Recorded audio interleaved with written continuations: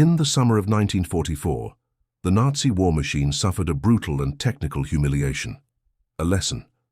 The Reich launched its fearsome V-1 missiles, betting on the impossibility of interception, a ballistic certainty forged in its arrogant superiority. However, for every V-1 that missed its target, Wehrmacht reports revealed the truth. An industrial disease, the mathematics of mass production, condemned the German army to starvation due to a chronic lack of fuel. With each launch, the German command saw in the V-1s a guarantee of impunity. Their supersonic speed and erratic trajectory were, for the Luftwaffe, insurmountable barriers, making aerial interception a farce. The Reich's doctrine, blinded by industrial presumption, did not conceive of effective defense, ignoring that an enemy could neutralize such a threat with something simple and the mathematics of fuel scarcity. August 1944. In the Luftwaffe's observation posts and reports, the anomaly was glaring. More than a third of the V-1s vanished, with no visible traces of fighters or anti-aircraft fire. For the Reich command, this statistic of invisible losses was an incomprehensible enigma, an insult to its ballistics. Every V-1 lost without explanation represented a catastrophic drain on the already critical and vital fuel logistics. The disease of industrial scarcity, which corroded the German war machine, was now fueled by a silent and superior enemy whose actions challenged the mathematics of Nazi production. While the Gestapo hunted for ghosts of sabotage and the Luftwaffe cried out for futile defenses. The true ailment of the German industrial colossus, the chronic lack of fuel, rubber and essential raw materials, already undermined any counterattack or innovation.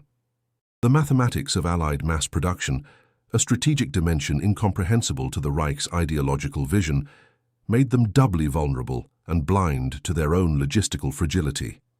With each V-1 that silently disintegrated in the English skies, the Reich command was forced into a desperate allocation of its scarce oil resources. It was a logistical disease that manifested as an invisible bleeding, where the mathematics of missile production collided with the enemy's incompressible technological superiority.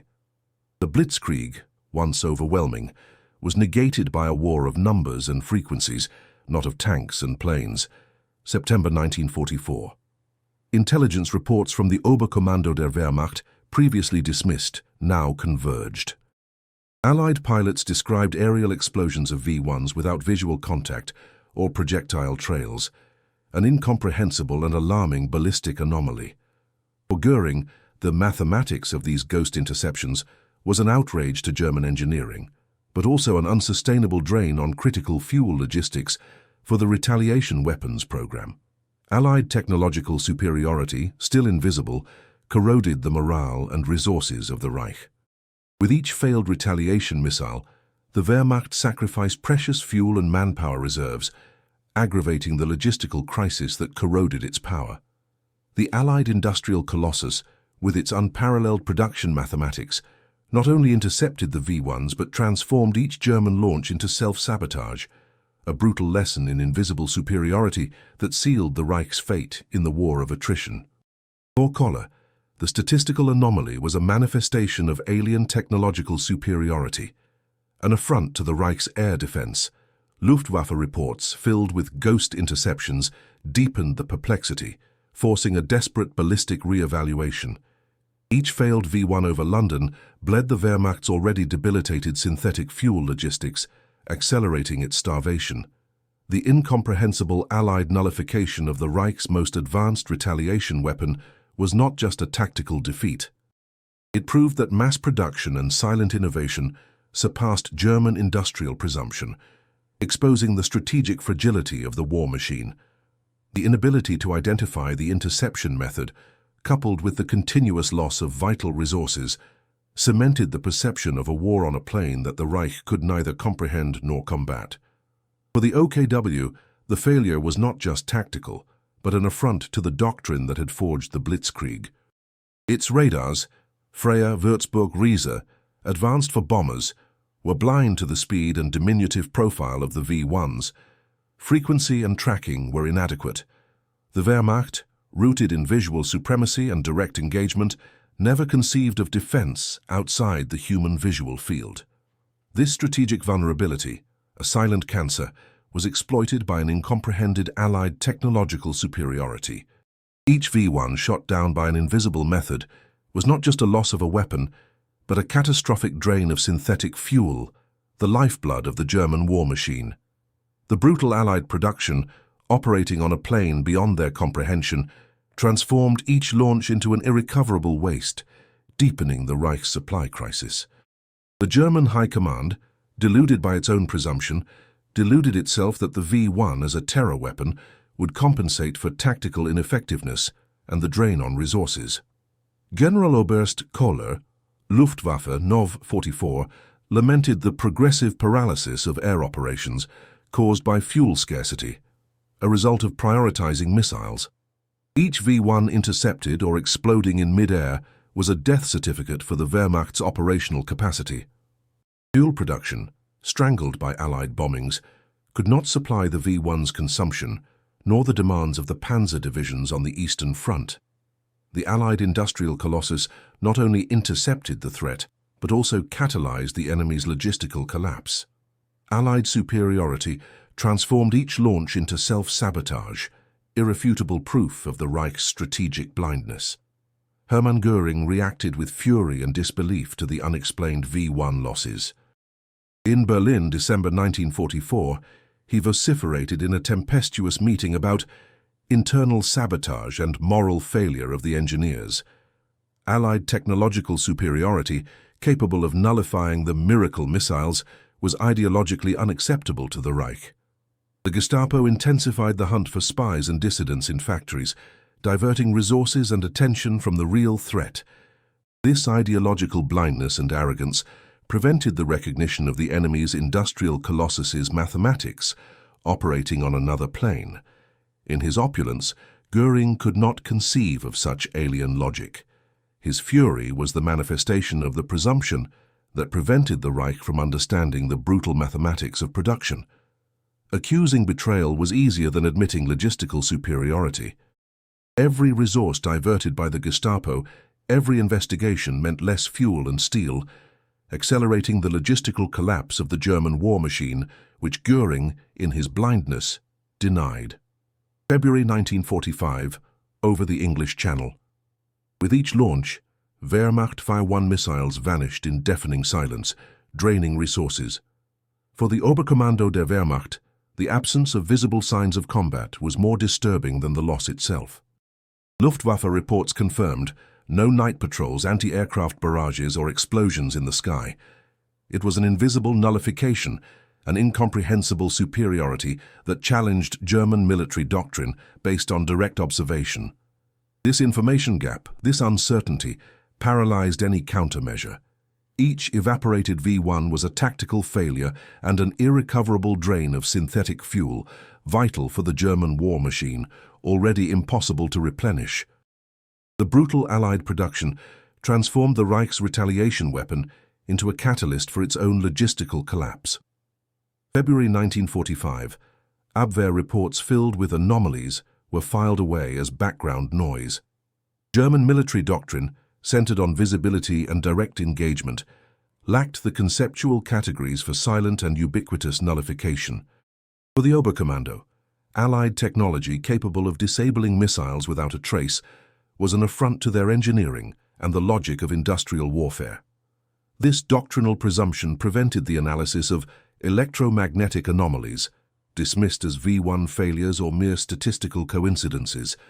Each lost V1, however, exacerbated the German war machine's supply shortages. The inability to decipher these signs transformed Allied luck into a continuous statistical blow, silent proof of the industrial colossus's superiority, operating on a plane incomprehensible to the Reich. February 1945, Berlin. The perplexity of the Oberkommando der Wehrmacht reached a breaking point. Abwehr reports, previously relegated to mere statistical curiosities, were now scrutinized with feverish intensity. The electromagnetic anomalies and ghost interceptions were no longer just background noise. They were the echo of an Allied technological superiority operating on a plane incomprehensible to German military doctrine. Goering, in his opulent chambers, transformed frustration into fury, ranting about internal betrayal and moral failure. His mind, shaped by the Reich's dogmatic mentality, refused to conceive that the enemy could nullify their retaliation weapons without direct and visible engagement. This blindness was a thick veil.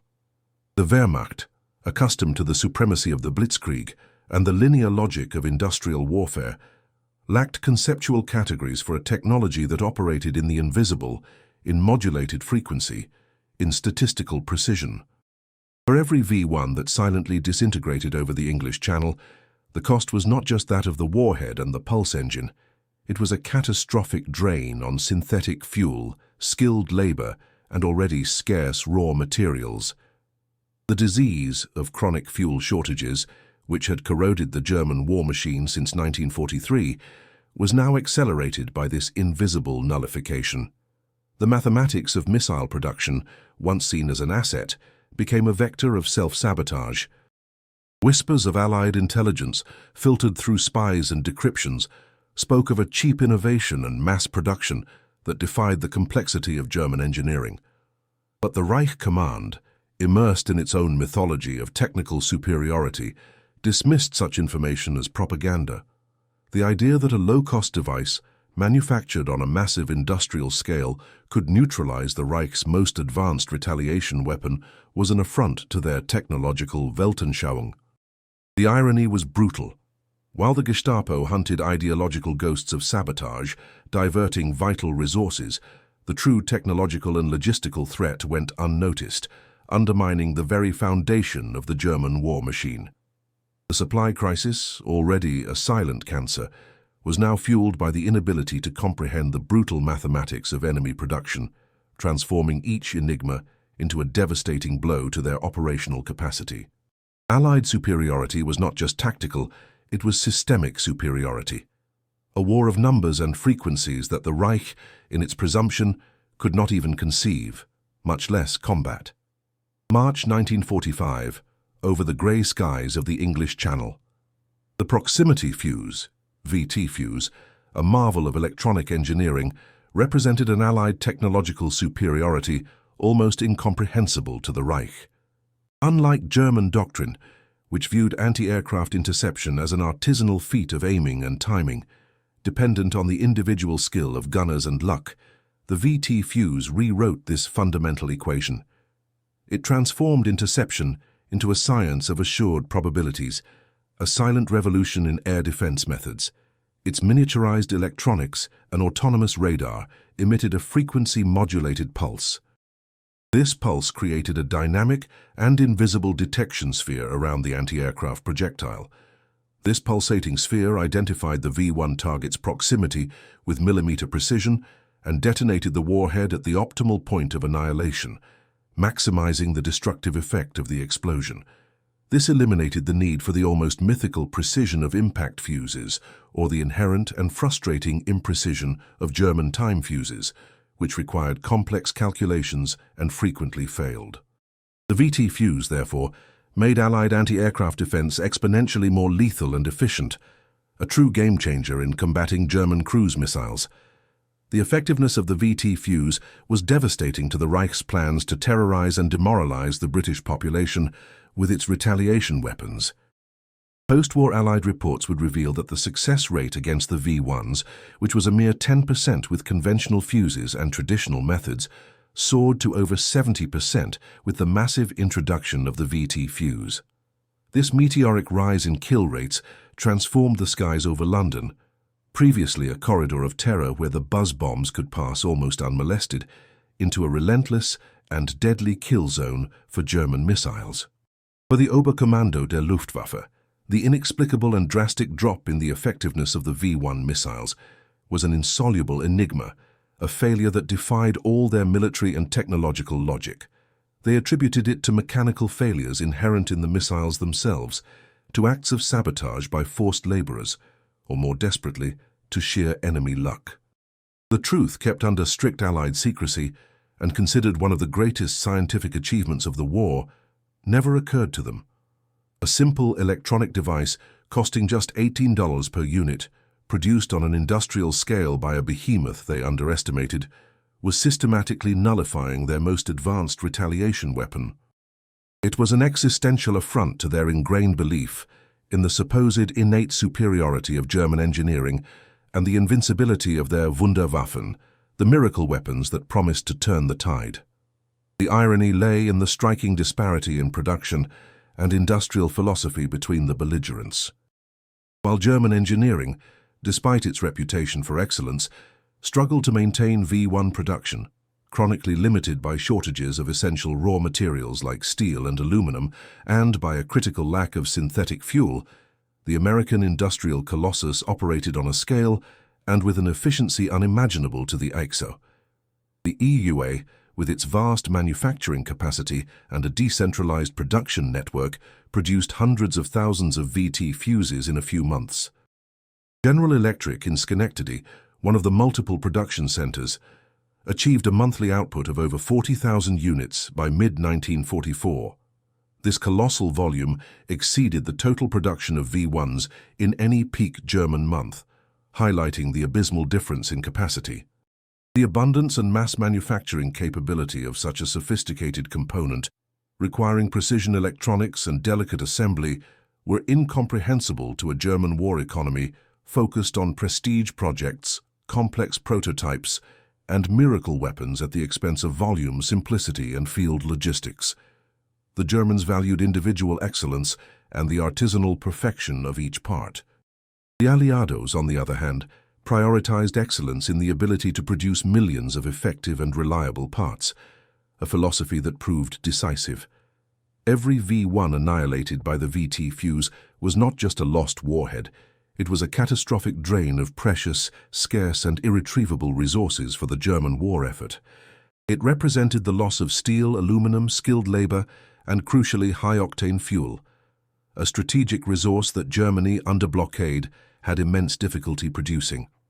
This fuel, vital for the Luftwaffe fighters defending the Reich and for the Wehrmacht tanks fighting on the eastern and western fronts, was diverted in increasing volumes to power the V1s, only to be disintegrated in the air by a technology that the Reich refused to recognize or even imagine. Internal reports from Albert Speer's Ministry of Armaments Production revealed an alarming and unsustainable drop in strategic fuel reserves, directly impacted by the colossal ineffectiveness of the retaliation weapons programs. Allied superiority was systemic, a war of numbers, industrial capacity, and technological innovation that the Reich, in its presumption, technological myopia, and adherence to an outdated military doctrine, could not conceive of or effectively combat. Each V1 launch, in the hope of inflicting damage on the enemy, ironically became an act of logistical and strategic self-sabotage, accelerating the collapse of its war economy and sealing the fate of an irretrievably lost war. April 1945, over the battered skies of southeast England. The widespread introduction of the proximity fuse, VT fuse, had transmuted anti-aircraft defense from a fight of slim probabilities to a statistical slaughter of brutal precision. Before the massive deployment of this device, Allied anti-aircraft artillery faced a V1 missile interception rate that rarely exceeded 10 to 15%. It was a Herculean effort, costly in ammunition and morale, requiring almost artisanal precision from gunners and a considerable dose of luck for each kill. However, with the proliferation of howitzers equipped with VT fuse, this rate soared beyond 70%, with defensive sectors reporting peaks of 80%. What was once an almost unstoppable threat, draining thousands of fighter flight hours and consuming barrages of ineffective anti-aircraft fire, became a problem solvable by the relentless mathematics of technology and mass production. For the Oberkommando der Luftwaffe, the escalating curve of V1 losses was a disturbing enigma, a statistical anomaly that defied their understanding of the war. Reconnaissance reports and interrogations of captured prisoners, which spoke of fuses that exploded without contact, were summarily dismissed as propaganda or delusions. German doctrine, rooted in the belief that technical excellence lay in complexity and mechanical precision, could not conceive of a device so simple yet so devastatingly effective. This dogmatic mindset, prevented them from seeing that Allied superiority did not lie merely in one component, but in an industrial philosophy that embraced volume production and disruptive innovation. The VT fuse, with its miniaturized electronics, emitted a frequency-modulated pulse that created a dynamic detection sphere around the projectile. This sphere, invisible to the naked eye and undetectable by rudimentary German countermeasures, identified the proximity of the V1 target with millimeter precision and detonated the warhead at the optimal point of annihilation. This meant that the shells did not require a direct hit. The proximity detonation created a cloud of shrapnel that engulfed the V1, even with small aiming inaccuracies. It was invisible, silent, and statistically overwhelming annihilation. The impact of this silent killing on the German war effort was immeasurable. Each V1 that disintegrated in mid-air was not just a lost warhead, it was a catastrophic drain on precious and irrecoverable resources. The production of each missile required high-quality steel, aluminum, rudimentary electronic components, and, crucially, hundreds of liters of synthetic fuel. Germany, under relentless blockade and with its refining infrastructure under constant strategic bombing, already suffered from the disease of chronic fuel shortage. The Wehrmacht and the Luftwaffe, desperate for gasoline for their tanks and planes, saw their meager stocks diverted to fuel a retaliation weapons program that, thanks to the VT fuse, had become an exercise in logistical self-sabotage. Generaloberst Alfred Jodl, in his war diary, lamented the growing ineffectiveness of the V-Waffen, without ever understanding the root cause. With each V1 shot down, the harsh truth of the technological gap deepened, exacerbating the supply crisis and accelerating the collapse of the German war machine. Allied superiority was not a matter of individual bravery or a single superior tank. It was a systemic superiority, a war of numbers, of industrial capacity and technological innovation that the Reich, in its presumption and myopia, could not even conceive, much less combat. The mathematics of mass production and efficient logistics transformed the most fearsome of missiles into a mere consumer of resources that Germany could not afford to lose. May 1945. In the claustrophobic bunkers of the Oberkommando der Wehrmacht, beneath the ruins of Berlin, the tension was unbearable.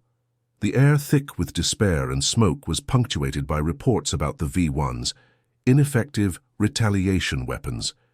Missiles mysteriously disappeared from radar or were disintegrated by anti-aircraft defenses with unprecedented effectiveness, reaching an alarming climax.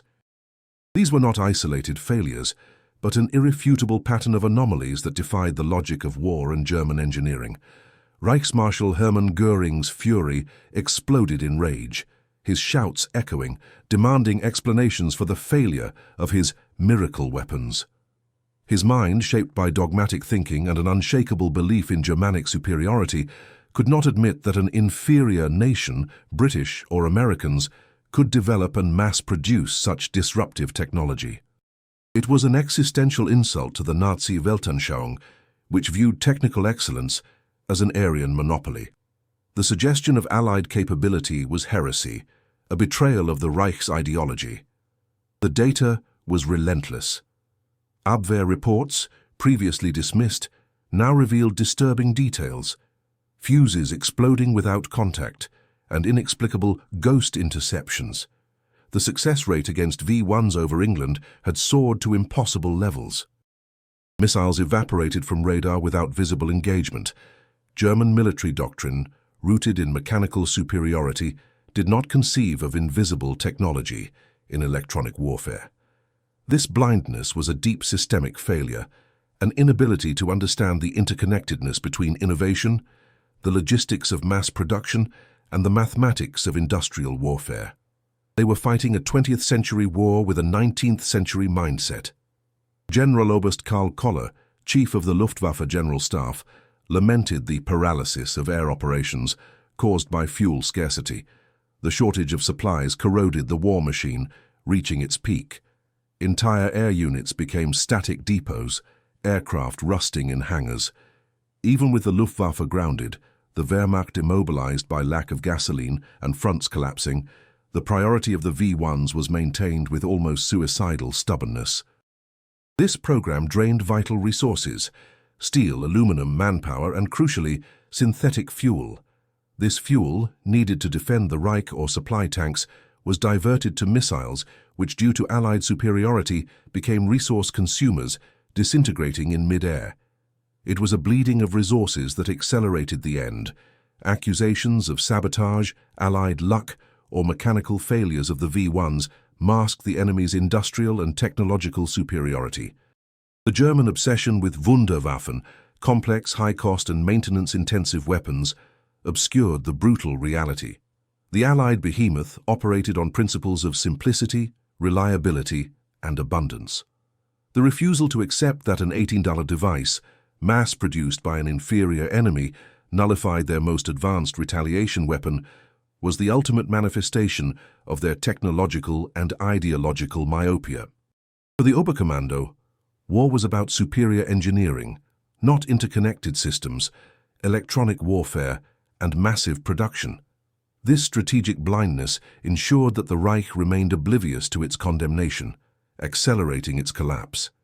The lesson of the industrial era was clear: mass production and efficient logistics triumph over artisanal presumption and miracle weapons.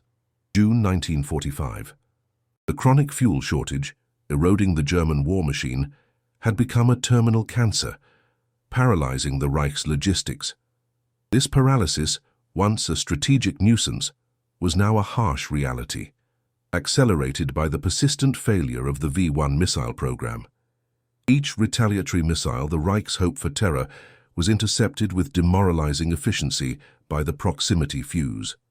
This device transformed each V1 into a lost warhead and an unrecoverable expenditure of high-octane synthetic fuel, the lifeblood that moved the Wehrmacht and Luftwaffe now gushing out purposelessly.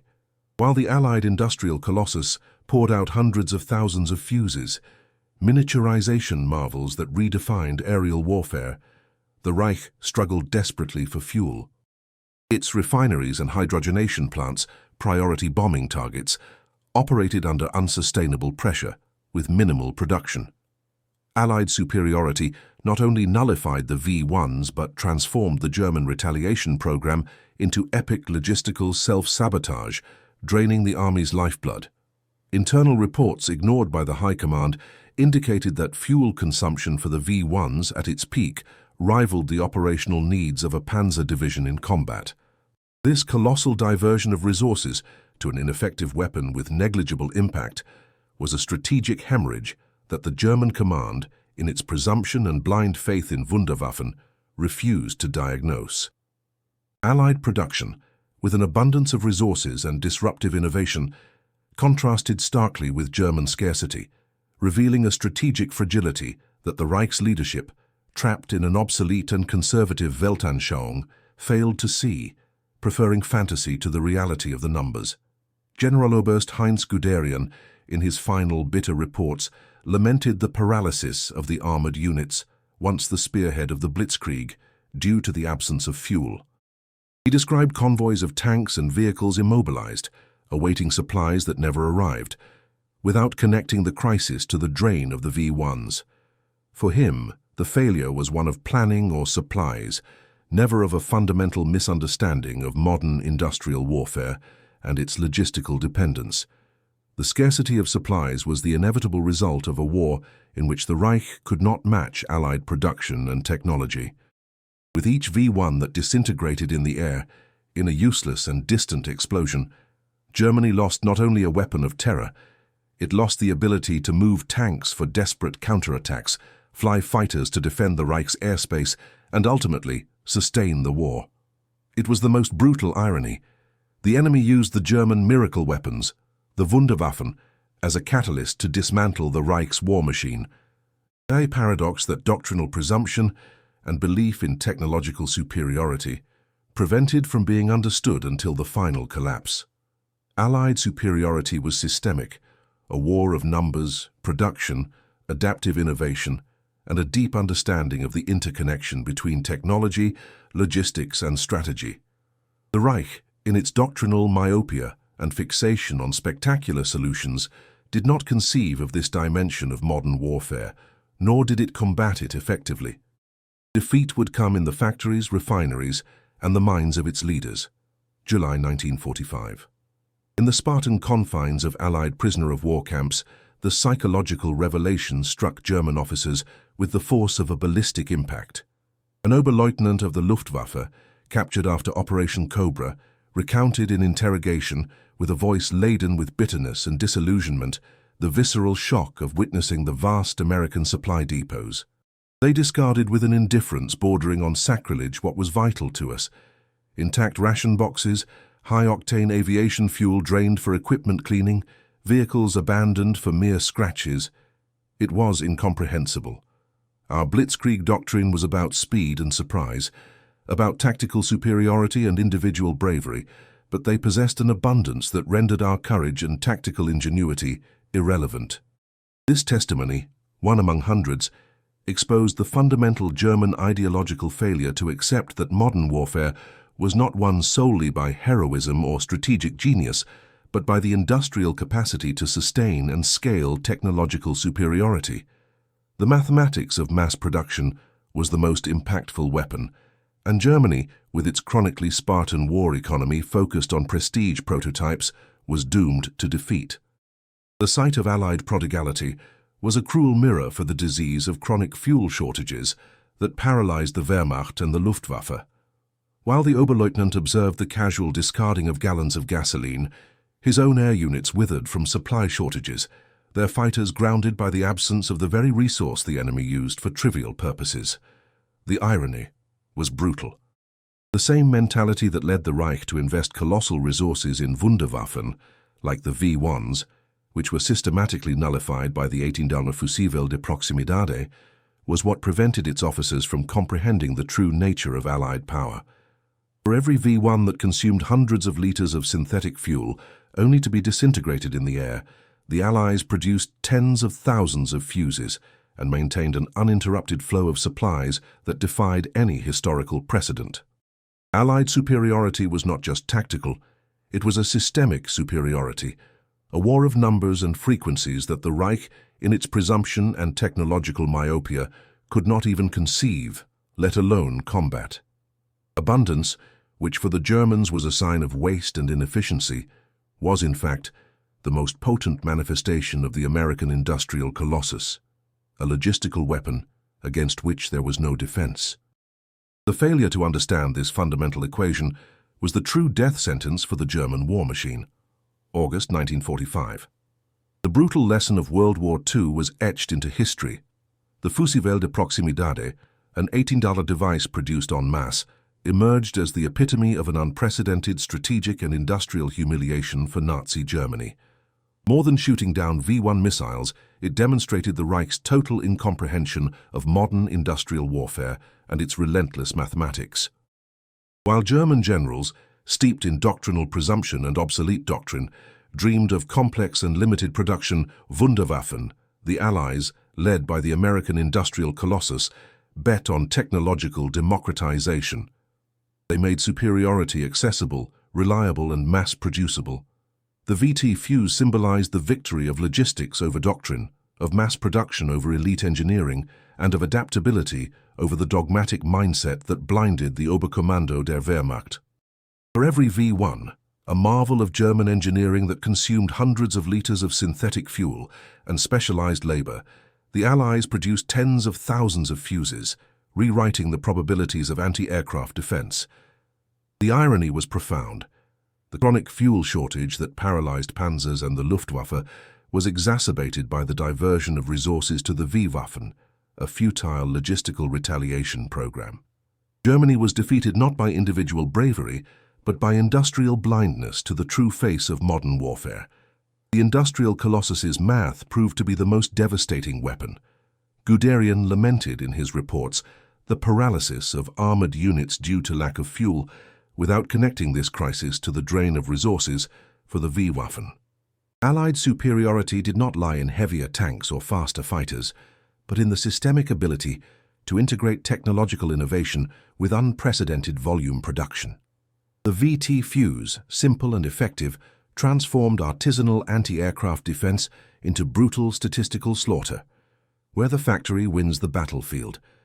This legacy, that logistics is the true strategy and the abundance of a component negates the complexity of a weapon, resonates in contemporary conflicts, a timeless lesson on mass production and adaptive innovation. Germany, in its technological myopia and outdated military doctrine, learned this lesson the hardest and most definitive way. The revelation that an $18 component, produced in hundreds of thousands per month, systematically disintegrated their V-1 missiles was an existential blow. German arrogance, which saw excellence in artisanal complexity, clashed with the math of mass production. This Allied superiority, invisible and massive, exposed the chronic fuel shortage that paralyzed their war machine. The Reich's logistical fragility was proof of its industrial myopia. By mid-1944, the brutal math of production asserted itself.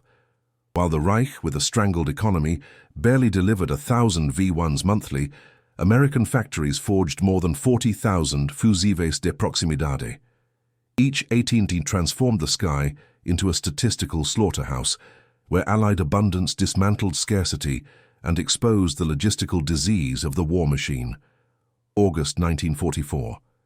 Every V-1 shot down, an $18 victory, drained the Reich's synthetic fuel reserves. The Wehrmacht command, blind to the math of waste, saw armored divisions immobilized in France and the Luftwaffe languishing on the ground without kerosene. The Blitzkrieg succumbed to supply shortages, a strategic collapse that proved the supremacy of the Colosso Industrial.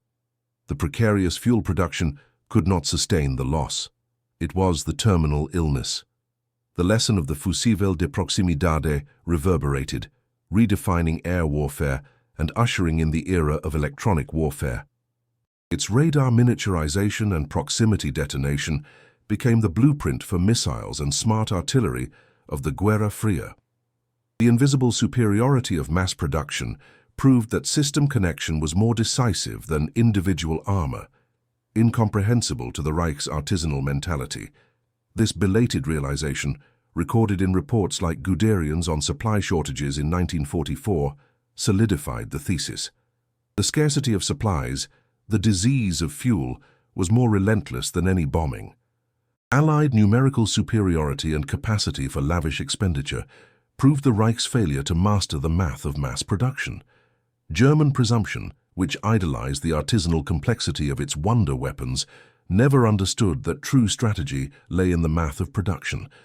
The American industrial colossus, with its capacity to innovate and integrate low-cost technology, like the proximity fuse into a network of systems, imposed a timeless lesson. This invisible superiority, manifested in the annihilation of the V-1s and in the scarcity of supplies, proved that abundance and interconnectedness trump isolated excellence, a principle the Wehrmacht would only learn through defeat.